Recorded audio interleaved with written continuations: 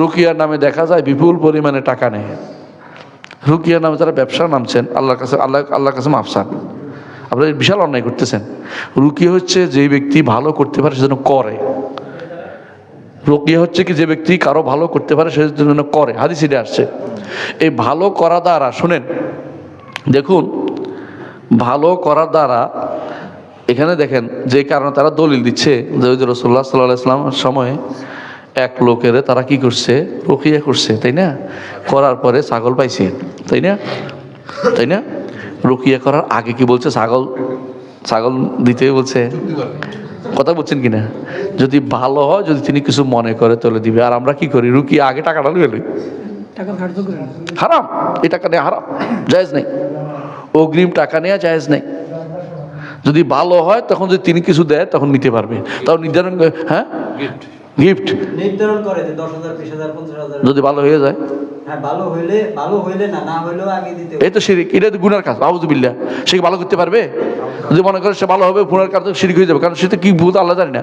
2 নম্বর হচ্ছে যদি কোনো মনে করে যে যেটা ফু দিতেছে কোরআন বাণী, তাহলে এই পদ্ধতি আবিষ্কার করা জায়েজ আছে যে ফু দিতে পারবে, কিন্তু টাকা দিতে হবে যখন বলে, তাহলে আল্লাহর বাণীকে টাকা দিয়ে বিক্রি করছে। বলে কি যে জিন আনছি, হাজিরা দিছি, ওই তো আরো কুফরি করছে, আরো কুফরি করছে।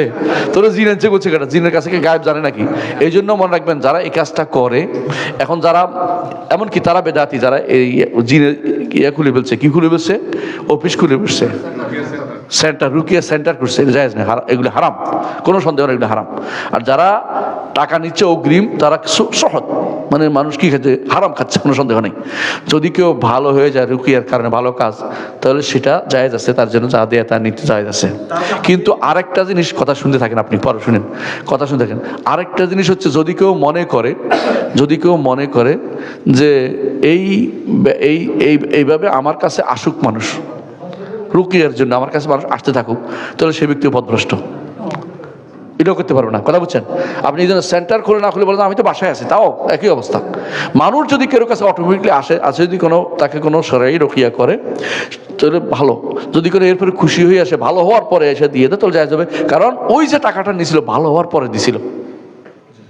সুতরাং এটা মনে রাখতে হবে। কথা বুঝতে পারছি? এর বাইরে যেগুলি করে সবগুলো জায়েজ নেই।